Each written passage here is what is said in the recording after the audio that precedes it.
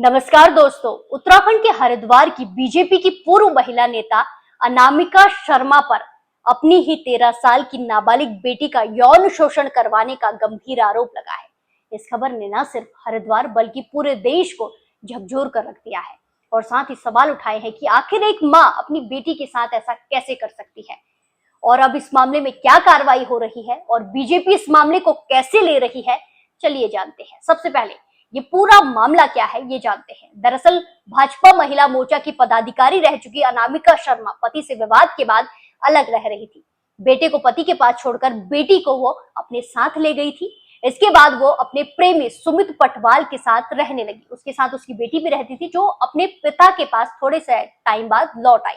जहां पिता ने जब अपनी बेटी को गुमसुम देखा तो उससे बातचीत की, तब बेटी ने जो खौफनाक सच बताया उससे पिता के पैरों के तले से जमीन खिसक गई। मंगलवार की शाम पिता बेटी को लेकर रानीपुर कोतवाली पहुंचे और भाजपा महिला मोर्चा की पूर्व पदाधिकारी और उसके प्रेमी की घिनौनी हरकत का पर्दाफाश हुआ। पिता का आरोप है कि बीते जनवरी महीने में बेटी को घुमाने के बहाने कार में उसकी पत्नी अपने प्रेमी सुमित पटवाल और उसके दोस्त शुभम के साथ वेल स्टेडियम की तरफ ले गई थी, जहां शराब पीकर दोनों ने उसकी पत्नी की सहमति पर नाबालिग बेटी को डरा धमकाकर जबरन सामूहिक दुष्कर्म किया। आरोप है कि आगरा, वृंदावन और हरिद्वार के होटल में भी पीड़िता के साथ सामूहिक दुष्कर्म किया गया। किसी को कुछ बताने पर बेटी को पिता की हत्या करने की धमकी दी गई। पीड़िता ने बयान में यहां तक बताया है कि कार में जब उससे दरिंदगी हुई तो वो रोते हुए चिल्लाती रही, मगर उसकी मां ने ये कहकर उसे चुप करा दिया कि ये सामान्य बात है, ये सब तो करना ही पड़ेगा। महिला नाबालिग बेटी को गलत रास्तों पर धकेलने की कोशिश कर रही थी। एसएसपी प्रमेंद्र सिंह डोभाल ने गंभीरता से इस मामले को लेते हुए तुरंत एक्शन लेने के निर्देश दिए।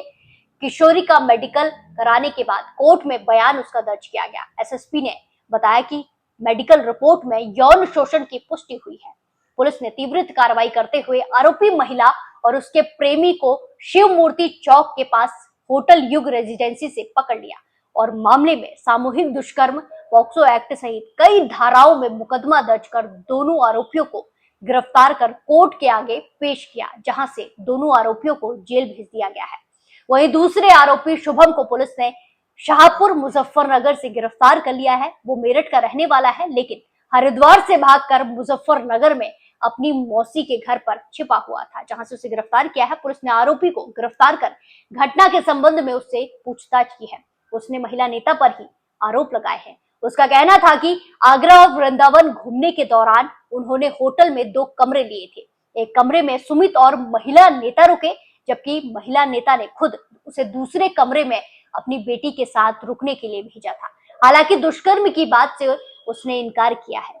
आरोपी शुभम सिटकुल की जींस कंपनी में काम करता था। सुमित पटवाल से उसकी गहरी दोस्ती है, इसीलिए दोनों अक्सर साथ में रहते और घूमते थे। यही वजह है कि सुमित और महिला नेता के वृंदावन और आगरा घूमने जाने के दौरान शुभम उनके साथ गया था।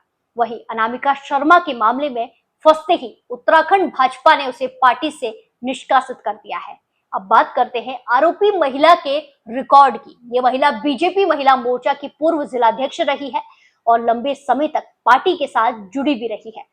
सोशल मीडिया पर उसकी कई सारी तस्वीरें बीजेपी के वरिष्ठ नेताओं के साथ वायरल हो रही है, जो उसके पार्टी में सक्रिय योगदान को दर्शाती है। हालांकि हरिद्वार बीजेपी के जिलाध्यक्ष आशुतोष शर्मा ने कहा है कि इस महिला को अगस्त 2024 में ही पार्टी के सभी दायित्वों से मुक्त कर दिया गया था।